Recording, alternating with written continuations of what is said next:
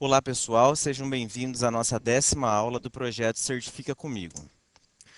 Na aula de hoje a gente vai ver conversão de primitivos, escopo de variáveis, valor inicial de variáveis, valor default de variáveis e passagem de parâmetro por referência ou por cópia no Java. Então, pré-requisito ter assistido todas as aulas anteriores e esses são os objetivos do exame que a gente vai tocar com a aula de hoje. Então vamos lá, começando. A conversão de primitivos. Então a gente viu em aulas anteriores sobre a conversão de variáveis de referência, na verdade do conteúdo de variáveis de referência que são os casting. Nas variáveis primitivas, a gente também tem essa possibilidade, só que especificamente para as variáveis primitivas, o termo conversão, na minha opinião, ele se torna mais apropriado que no caso das variáveis de referência. Por quê? Porque a gente viu na aula em que a gente tratou sobre o casting de variáveis de referência que de fato não acontece uma conversão. O objeto em si ele não é modificado para caber dentro de uma outra variável. Na verdade, o que a gente tem no casting com objetos é a gente passar a visualizar esse objeto por uma outra ótica, né? Que às vezes te dá uma visão mais ampla a respeito daquele objeto.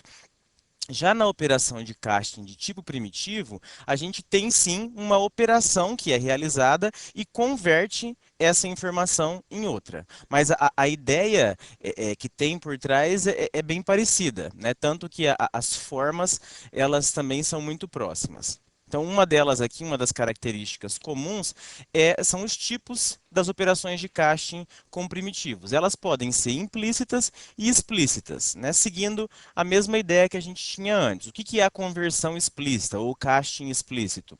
É a gente dizer aqui no nosso código, a gente escrever explicitamente que a gente quer realizar uma conversão. Então, nota que a sintaxe é a mesma sintaxe que a gente utilizava anteriormente. A diferença é que aqui entre o parênteses a gente vai ter agora um tipo primitivo.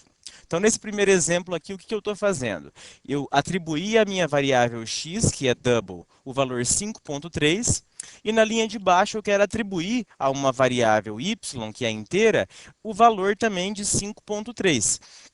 Só que a gente sabe que x é do tipo double, ou seja, é ponto flutuante, e a minha variável y ela é inteira, né? Então, para isso, para essa atribuição funcionar, eu tenho que dizer para o Java para ele converter o valor dessa minha variável x. Então, para isso, eu uso um casting explícito. Depois a gente vai ver algumas consequências com relação a isso daqui. Obviamente, como a nossa variável y é inteira, esse ponto 3 aqui a gente vai ter que dar um destino para ele. E a conversão implícita, assim como lá na conversão de variáveis de referência, ela acontece sem que você escreva, né, sem que você solicite explicitamente a sua execução. Que é esse caso aqui, ó, na verdade, o que aconteceu aqui foi mais inverter, né? A minha variável x agora passa a ser inteira e a minha variável y passa a ser double. Como a gente viu em uma das aulas anteriores, o tipo double ele é maior do que o nosso tipo inteiro. Na verdade, ele tem o dobro do tamanho das variáveis inteiras. Por consequência, todos os valores que cabem em uma variável inteira cabem também, respeitando o seu modo de representação, mas eles cabem também dentro de uma variável do tipo double.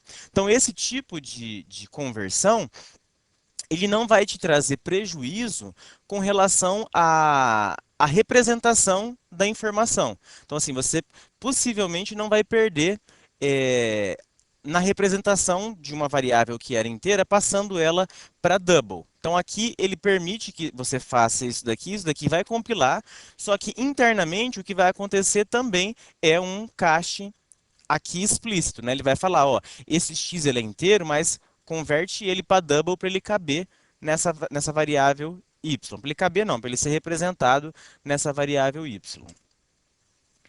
Beleza, e assim como a gente tem lá nas variáveis de referência o downcaching e o upcaching, a gente tem aqui operações similares, só que elas mudam de nome, né? A gente tem o narrowing, que é um estreitamento, uma redução do valor, que a gente já vai ver exemplo. E a gente tem o widening, que é o contrário, é a ampliação.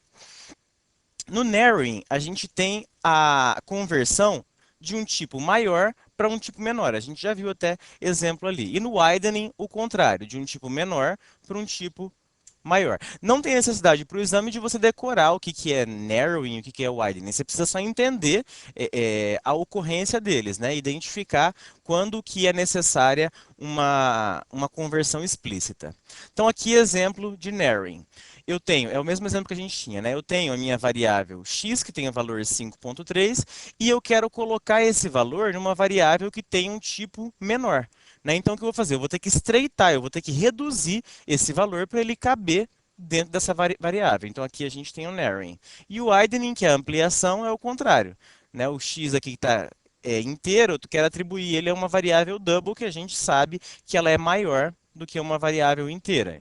Então, a gente tem essa operação aqui mesmo que implícita. Tá? Se fosse explícita, seria a mesma coisa.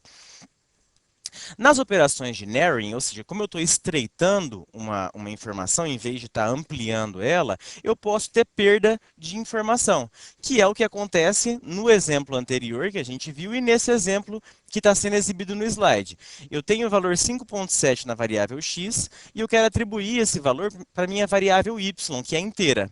Na hora em que eu for imprimir esse valor na tela, você vai ver que vai aparecer na tela só o valor 5. Então, o que aconteceu? Eu perdi a informação do ponto 7, porque é essa a operação que o Java executa internamente quando você faz um casting de double para inteiro. A parte fracionada que era representado por essa variável double, ela é suprimida e vem para o inteiro só a parte inteira, obviamente. Então, isso que eu quero dizer aqui com a perda de informação na operação de narrowing. E além da perda de informação, que acaba sendo também uma perda de informação, a gente pode ter resultados indesejados. Nesse caso aqui, ó, o que eu estou fazendo? Eu tenho uma variável x que é inteira e eu atribuí o valor 1000 para ela. Em seguida, eu peguei essa variável x e converti ela para byte. A gente aprendeu em aula anterior que as variáveis do tipo byte, elas ocupam 1 byte, obviamente, na memória. Se elas ocupam 1 byte na memória, ela tem 8 bits de representação, né? Ela tem um espaço de 8 bits para representar esses números. Então, o que vai acontecer? Ó, a gente aprendeu, aqui está faltando mais parte porque não ia caber. O inteiro, a gente viu que ele tem 4 bytes, então ele tem 4 agrupamentos desse daqui de 8. Eu só representei 2 porque o resto aqui à frente vai ser tudo zero. Nessa operação aqui de conversão de int para byte, o que o Java vai fazer? Ele vai simplesmente suprimir aquilo que não cabe. Então, ó, daqui para frente, como só cabe em 8 bits, daqui para frente você ignora. O que tiver aqui, ó, esse 1, 0, esse monte de zero aqui, vai ser ignorado. Então, o que vai entrar nessa variável y, até porque é só o que cabe nela, vão ser esses 8 últimos bits.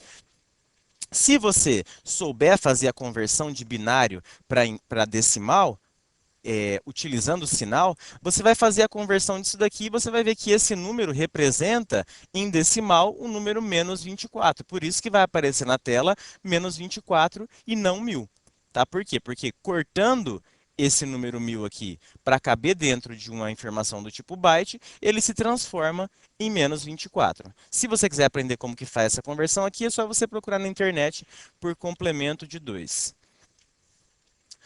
Mas para o exame, você só precisa saber isso, que há operações de narrowing em que você vai perder informação, você vai ter resultado indesejado. Esse é um exemplo. Aqui a gente não teria perda de informação nesse caso, se a gente fosse, se estivesse atribuindo, por exemplo, o valor 5. Eu poderia atribuir 5 aqui para essa variável x, e aqui eu teria como resposta também 5. Por quê? Porque 5 você consegue representar com 8 bits. Se você não sabe fazer essa conversão, embora não seja tópico do exame, eu acho que é um tipo de assunto que convém você estudar. Não faz parte do Java, faz parte de teoria de computação, mas eu acho que é bem conveniente você aprender.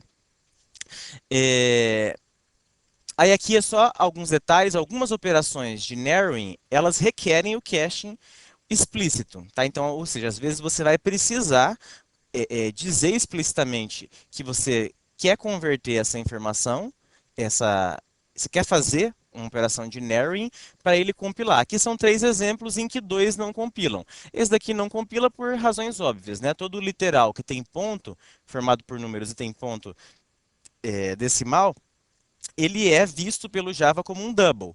Double maior do que inteiro, obviamente não vai caber aqui. Eu precisaria, para essa operação, para essa linha ser compilada, eu precisaria de um cast explícito aqui. Essa linha de baixo aqui não é igual a esse caso, mas ela não compila por quê?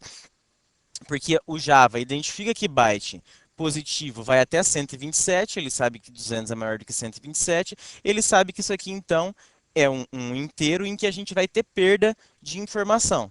Né? Então, aqui ele se omite e não faz um cache implícito, ele não faz essa conversão por você. Já nesse caso aqui, diferentemente, não, ele sabe que 6 cabe num byte, embora ele veja isso daqui como inteiro, todo literal inteiro que não tem ponto, obviamente se ele é inteiro não tem ponto, ele é visto pelo Java como um int, né? Mas aqui ele já faz a operação de cache implicitamente, sem prejuízo na informação. Então, aqui retomando o que eu acabei de dizer, todo número sem ponto decimal no Java, todo literal, ele é visto como um int. Isso a gente já sabia de aula anterior. O que a gente não sabia ainda, na verdade, o que a gente não tinha visto ainda, é que toda operação que envolve tipo inteiro, que não seja um long, ele vai resultar em um int. Então, o que ele quer dizer com essa linha aqui é o seguinte, ó, se você tentar compilar isso daqui, embora pareça totalmente razoável, se você tentar compilar isso daqui dentro do seu código, você vai ver que ele não compila. Ó, eu tenho três variáveis aqui, x, y e z, todas do tipo byte. Atribuí o valor 1 para minha variável x, 2 para y, aqui sem problema nenhum, cabe 1 e cabe 2 em variáveis do tipo byte. E aqui eu estou somando os dois bytes e atribuindo a z.